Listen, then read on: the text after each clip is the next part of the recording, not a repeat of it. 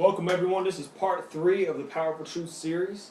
I want to welcome all of you. I saw it's been a few days, but as you know, here in America, we've been going through a lot. So I just want to go ahead and open this up and just say, I don't care what background you have. I don't care if you like blue or purple. I don't care if you like hats or you don't like hats. But I'm going to wear my hat, okay?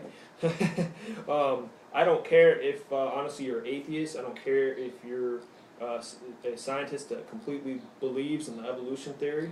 I don't care if you're Hindu, Buddhist, Muslim, you worship Thor. I don't care. Basically, what we're going to do, or just a Christian that's want to get a little bit more in depth in the Bible, as this series is for.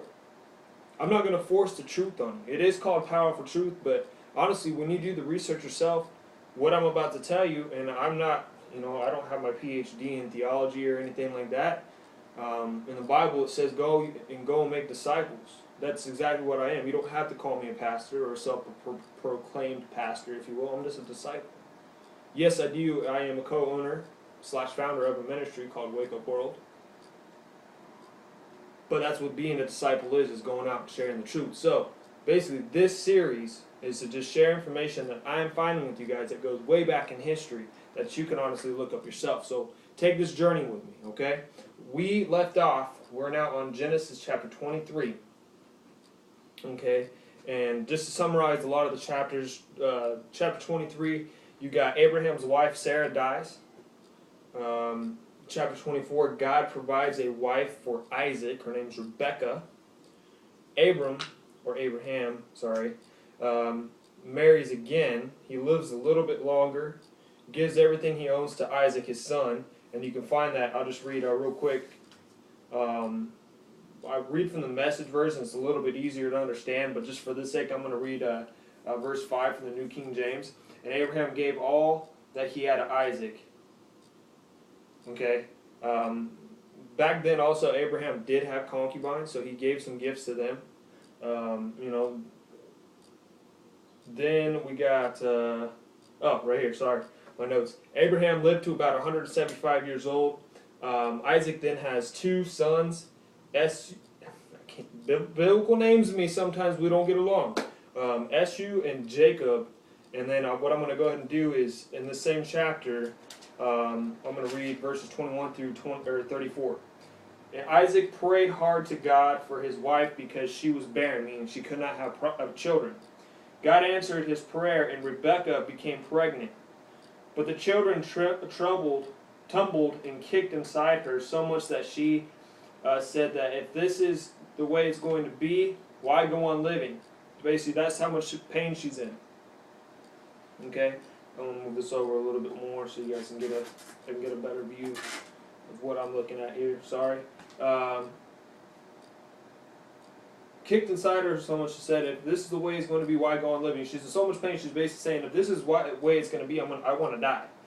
So she went to God, she prayed basically to find out what was going on, and God told her 2 nations are in your womb. 2 peoples butting heads while still in your body. One people will overpower the other. One person basically will overpower the other. The 2 brothers basically is talking about. The 2 nations. And the older will serve the younger. When her time to give birth came, sure enough, there was twins in her womb.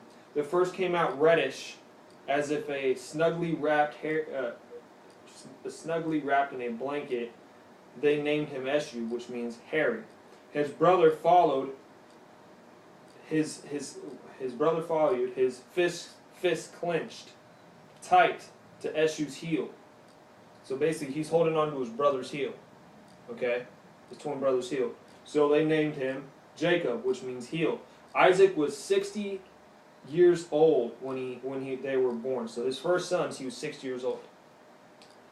The boys grew up. Esau became an expert hunter and outdoorsman. Jacob was a quiet man, preferring life indoors among the tents. Isaac became loved. Isaac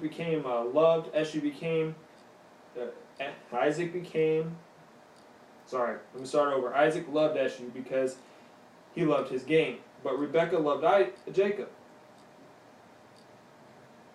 One day, Jacob was cooking a stew. Esau came in from the field starved. He was hungry. He just came in from a hunt. So, basically, Esau said, give me some of that stew, Jacob. And he said, I'm starving. And Jacob said, okay, I'll give you some stew, but you have to give me birthrights as being firstborn. So he tricks his brother, and being that his brother was starving, hungry, he just went and been out in the field for a while hunting, that he said, basically, whatever, cool. So basically that's how Jacob took the birthrights that his father would give. But listen to this. What basically goes on, chapter 26, Isaac runs into famine. Isaac is told by God to stay where he is in Geher, known today as Gaza. Okay, Geher is ruled by the Philistines, and we're going to talk about them here later on too. Where did they come from? Where is their background? Okay, going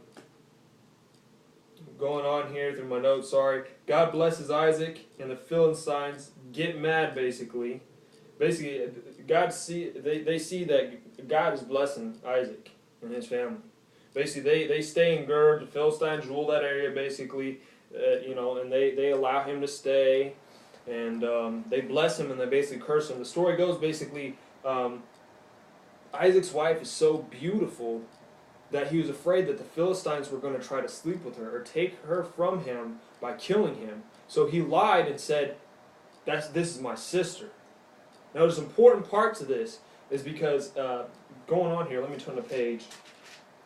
Going on, basically, one day that one of the kings of Philistine looks out of his window and sees Isaac fondling his wife. But they're under the impression that that's his sister.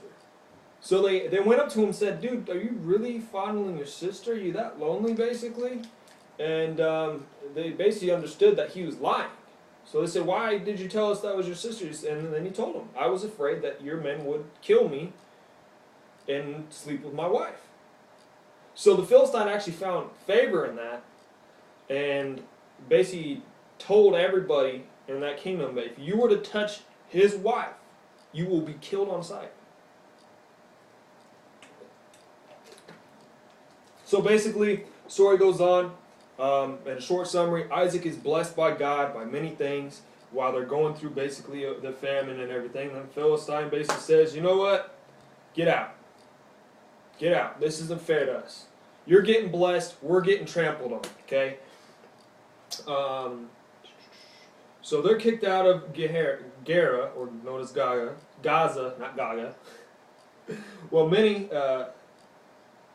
basically, going through the chapter, they dig many wells and stuff like that because they got to have water. They dig wells, and then finally, I believe one of Isaac's people does finally get a well dug, and the Philistines then come back to Isaac. They find him and says basically, sorry, we understand that God is blessing you, and basically they have a feast and they break bread and that stuff. So going on here. I did a lot of summarization because we're getting into some meaty parts, if you will, of history. Okay, going on to chapter 27. Basically, the summarization of chapter 27 is Jacob steals his brother Esau's blessing from his father. Remember I told you that? Well, actually, he does it twice. Jacob steals it twice. Because remember, Esau was firstborn. Jacob was holding on to his heel, and that's what Jacob means, his heel. Okay, you can look that all the way back to those days and what they spoke and what that English translation or other translations lead up to. What that means is heel. Okay, it's amazing stuff. So basically, what happens is Isaac is dying. Their father, he's basically going blind, and basically what happens is Esau is told by his father to go out and hunt because he's a hunter, as it said, as I read to you, he's to be a great hunter. He wants him to go and get him some game, bring it back, cook him a hearty meal basically. And while this is all going on, his wife, Isaac's wife, Rebecca, hears this, and she loves Jacob. She wants basically him to have the blessing. So yet again, Jacob is going to trick himself into getting the blessing. Okay? What that looks like is, basically what happens is, his mother says, go and get some lambs, basically. I'll cook them. You can hand them to your father. Being your father's blood, he's not going to see you. You have hairy hands, so basically his father touches his hands and says, oh, you're my son Eshu. And he confirmed it over and over again. Well, by the time his father is done eating, Jacob leaves the tent after he's blessed with being firstborn, basically. All the inheritance his father gives him, when rightfully it was Eshu's, his brother.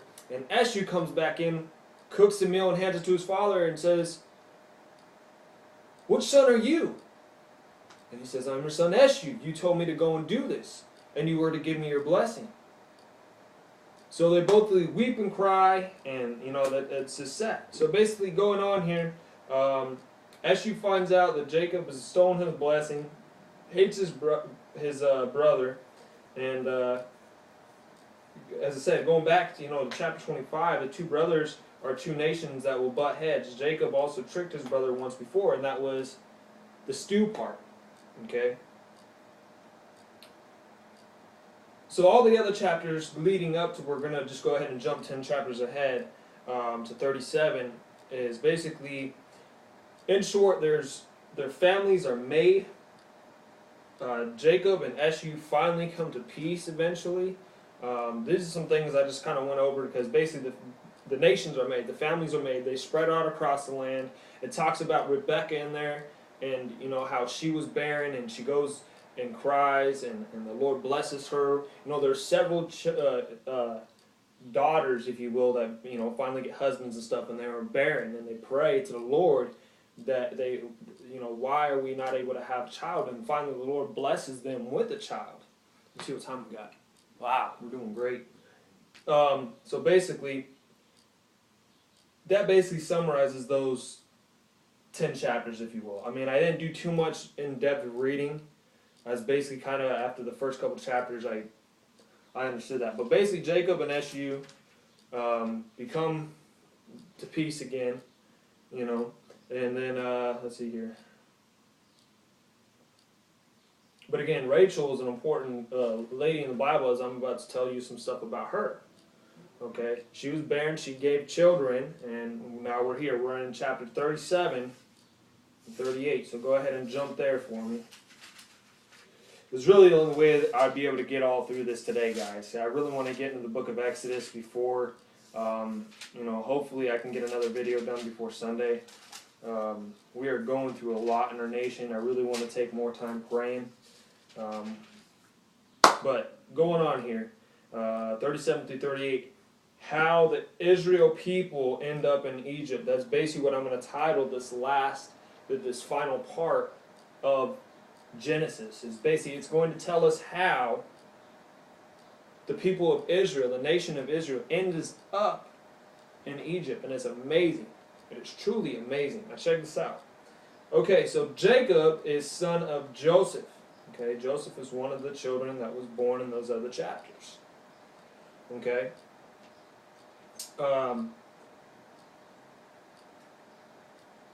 In short, basically, Joseph's brothers don't like him. He's the one with the coat of many colors.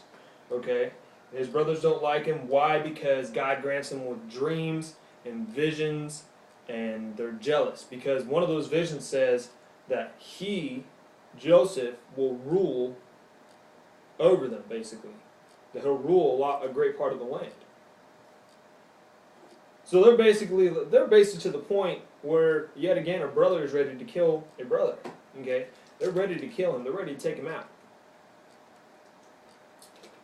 But instead of doing that, how they get by this is basically what happens. See, what happened was, they bring him to, hold on here, let me find my place. They don't kill him, they sell him, okay, to the Ishmaelites. Okay, remember Ishmael? You know the second part of this series, how I talked about him, the Ishmaelites. Okay, and the Ishmaelites then go to the higher court areas in Pharaoh, and they sell Joseph to be basically a bodyguard. Okay, now going through, that was basically a summarization of 37 and 38. Now, chapter 39 through 50, and I take some pit stops and talk to you, about what chapter this is in and so forth. So if you go to chapter 39, basically Potler, which is basically a higher up rank in the Egyptian court, if you will, puts Joseph in charge of his house. Basically, he's standing guard of his house. He wants him to do this in his house, that in his house. Well, his wife basically sees him attractive. This is a very short summary, okay? Very short summary. There's some great points in there, but I just went ahead and did a short summary.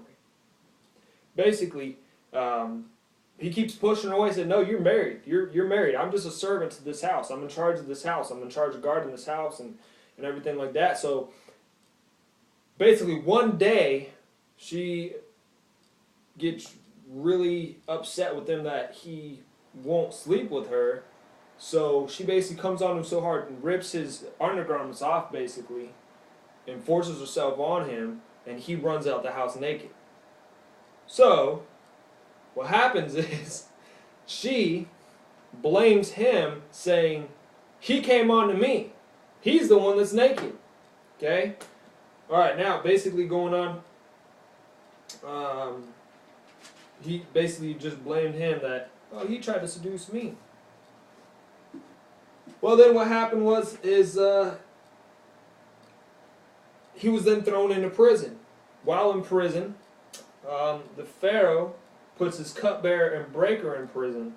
And the reason why they're thrown in prison is because the Pharaoh was offended by them for something they did. Okay, so they're both in prison. So basically the cupbearer and the baker both have dreams.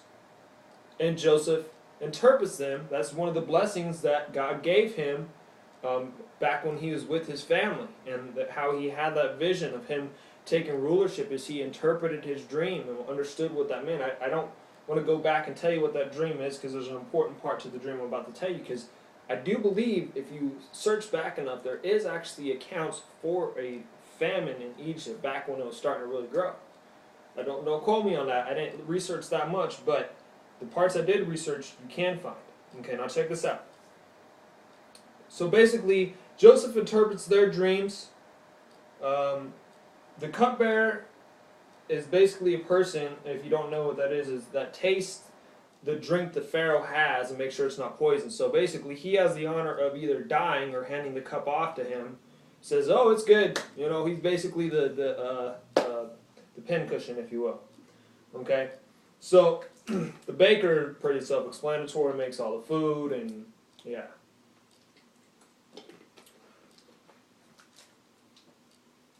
Where are we at here? So basically what happens is the cupbearer is restored. He's released out of prison. And the baker dies. He hangs. Okay. Chapter 41. Basically the Pharaoh has a dream. And he's troubled by it. Oops. Chapter 41 is a long one. So summarization of that is Pharaoh had a dream, and the dream, it was basically two dreams in one night. And the first dream was there was 7 healthy cows standing on the side of the bank of the Nile. Okay, and they're grazing. They're nice and meaty looking, and they look like a steak waiting to happen to me. I'm fasting today, so I'm fasting for the next 3 days. So even when I say cow, I'm going to think steak. No. But basically what happens in the vision is you see these 7 healthy cows, and all of a sudden these skin to bone ones come up and devour those cows or eat those cows. Okay, and then he woke up and was worried about that, goes back to sleep, and then he has a dream of basically these healthy crops that all of a sudden just dry up. So he was troubled by this, and he's asking around, and basically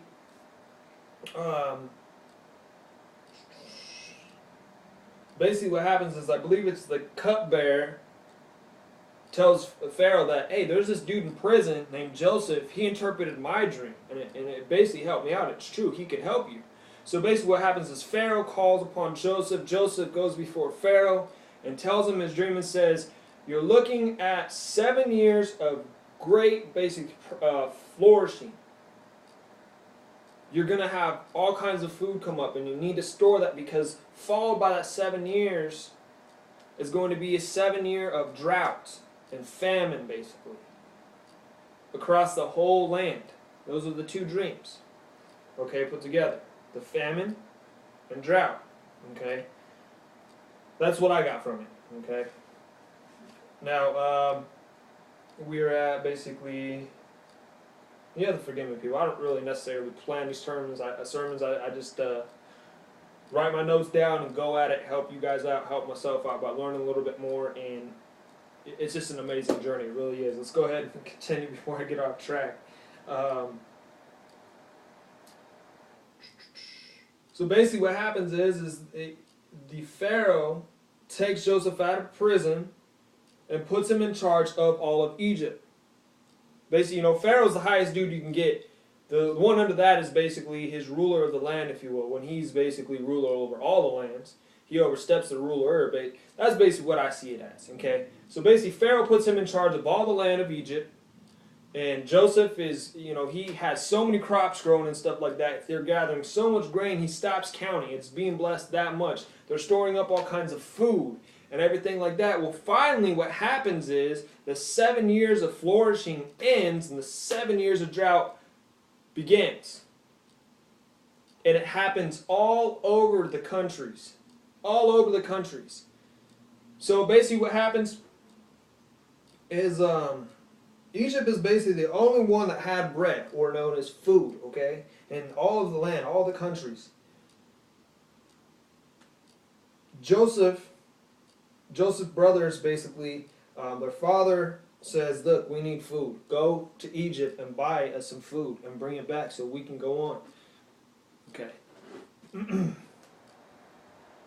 So basically what happens is Joseph's brothers come to Egypt. They don't recognize Joseph or know he's under rule. So Simon, actually one of his brothers, ends up arrested. The rest of them go back after Benjamin.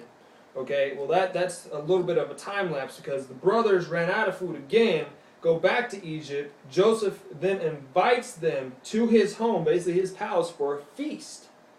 And they're probably wondering why. They're like, dude, you got our brother in prison over here, and So basically Benjamin and all them go to this feast. Joseph breaks the ice, basically, tells them, hey, it's me, your brother. So what happens is his brothers are afraid. They're like, oh, really? That basically, and then Joseph basically says, don't be afraid, God sent me here. And then that fulfills his dream, or it comes to pass his vision that he had long ago of him becoming in the rule. Okay? So the Pharaoh and him are cool. Him and Joseph are cool.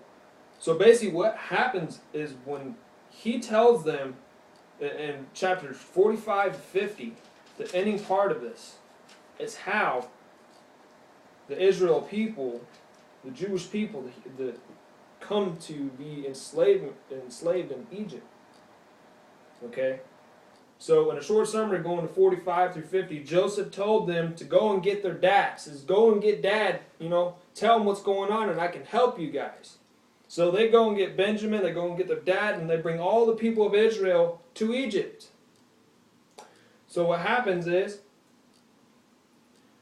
they live in Goshen, which is outside of Egypt. I'm pretty sure you can find what that is known as today, if it is not still named that.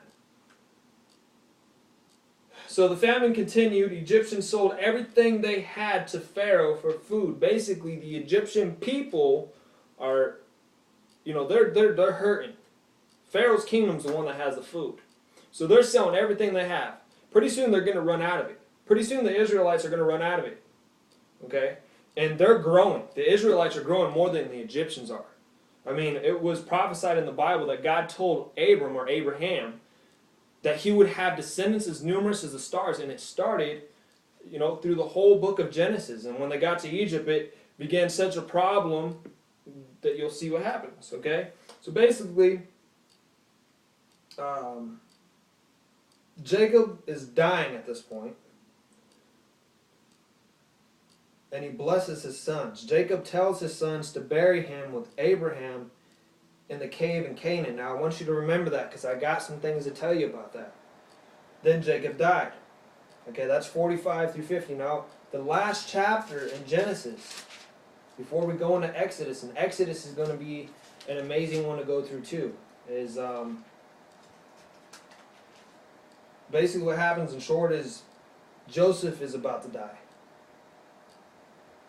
Before Joseph died, he promised his people, the Israelites, or the people of Israel, God would deliver them to the promised land. Okay? Well, they're stuck in this land. Because the new king is at the first part of Exodus does not know of this man named Joseph. Doesn't pretty much care. You know, if you look at the map of all the rulers and where they were, like where the Pharaoh was, where this ruler was of Egypt, and this ruler, basically your governance, your president, your senators, your house representatives, so on and so forth. That's basically what it was. Okay? So Pharaoh lived in this one land over here, but he made Joseph in charge of whole Egypt. Well, the new Pharaoh that came up didn't hear of this Joseph.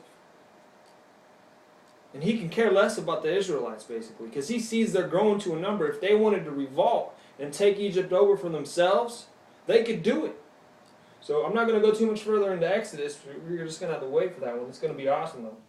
So basically, now Israel is stuck in Egypt. And as I said, a new king is about to rise.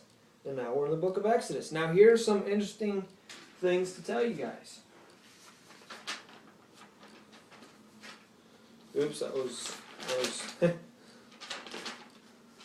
Here's some truthful facts for you. And you can look up some of this yourself. I have some addresses where you can find this. Some truthful facts is there are actual Egyptian paintings that you can look, or hieroglyphs if you will.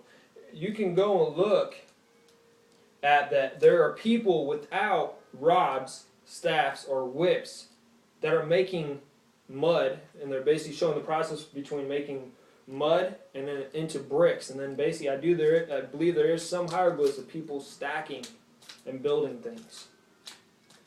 Well, what are the known people that were in there? I really don't think a lot of the people of Egypt would be enslaved, when a lot of them, I mean, they were pure blood, if you will.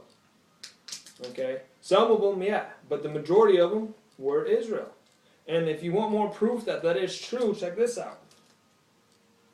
If you want to find out some more information about that, go to creation.com. It goes through the whole thing I just went through in a more in-depth timeline and a better understanding. Okay? So it's creation.com. Now, Abraham's family cave or burial site was found. You can go to khouse.org. Again, that's khouse.org. Originally discovered by the Crusaders in those days. They even wrote things in Latin on the walls there saying this is Abraham's tomb. Because you got to understand, back then they still had God's Word. The Word was written over years and years and years and years in scrolls. It just so happens it's coming together. Just like God puts people in our lives for things to happen great to glorify His kingdom. Okay, going on. Hang with me here. Hang with me. Canaan, that land is now basically, if you want to look at the old historical maps to the modern day, basically you'll see that Canaan is Israel, Gaza, West Bank, Jordan, and southern Lebanon, and Syria. That's a big piece of land. That was their original Canaan, or the land of Canaanites. Now, check this out.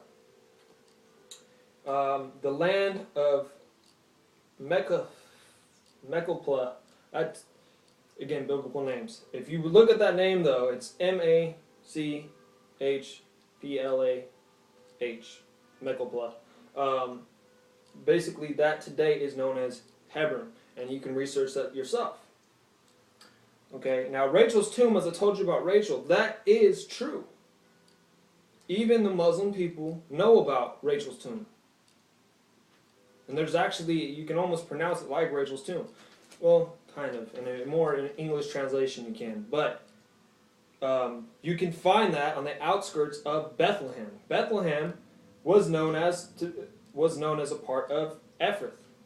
Okay? Now if you look back, Ephrath was basically Bethlehem. And now it is, well, Ephrath is now known as Bethlehem. Bethlehem is now Bethlehem. It was once known as Ephrath. Sorry about that. And recent rumors, unfortunately, a couple days ago, there were people throwing bombs inside of her tomb, and it's been blown up. And this is just right outside the skirts of Bethlehem. It's not that far. Now, Bethlehem is located today at the south side or south end of Old City Jerusalem, within the West Bank, known as Area A, zoned by Palestine Authority or rule. Now look at the Palestines. The Palestines are now basically Arabic descent people. Or, I mean, I read something like Semitites, but the majority of them are Arabic. Philistines were closely related to ancient Greeks. You can look that up yourself. Now this part all right here, I just read you from Rachel's tomb down, is stuff I Googled. Mostly from Wikipedia. Okay? Now again, that is under Palestine rule, and those areas are. Okay, it's Area A. But anyways, Palestines used to be known as Philistines. We read about the Philistines, right? The Philistines were closely related to ancient Greeks. In fact, Philistine means sea people. Again, the West Bank. Okay? Now, before that, here's the last fact for you that you can look up. If you look at ancient Greeks, well, they also are closely related to the people of Mesopotamia. Hope I said that right. What does Mesopotamia mean? It means land between rivers in ancient Greek. You can look that up yourself and look at its neighbors in the ancient map days and look at the names around them. So again, I'll ask the question. Okay, and again, this is power truth. I'm not trying to force what I believe upon you. The truth should honestly be speaking itself. And if it's not, okay. I'm not going to force it on you. But I'm learning more and more about how powerful God is and how divine and in depth His promises to His people, to the Israelites, to those who believe in Him. He has a perfect plan at a perfect time to unfold. So basically what my question is again, if the Bible is a fairy tale, then how come the names written back at the beginning of days are still used today? How come a lot of the nations that are used in the Bible can be tracked back to their original name and form and where they came from? And you can track that history from where they are forward. I'm asking the question. I'm asking the question. Okay? You guys can go and look that up yourself. But this concludes part 3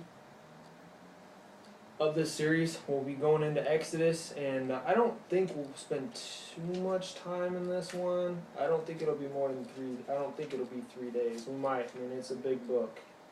It's about 30-some, 40-some odd chapters, I believe. But I hope you guys get an understanding. I'm not trying to force what I believe upon you. I really want you guys to go and, if I may say, find the truth for yourself.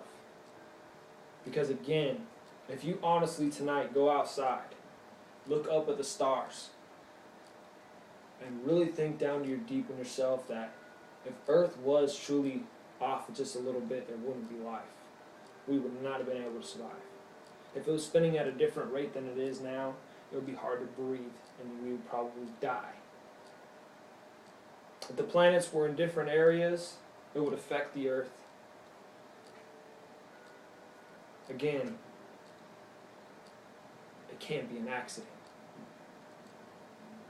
I encourage you to go and do some research yourself.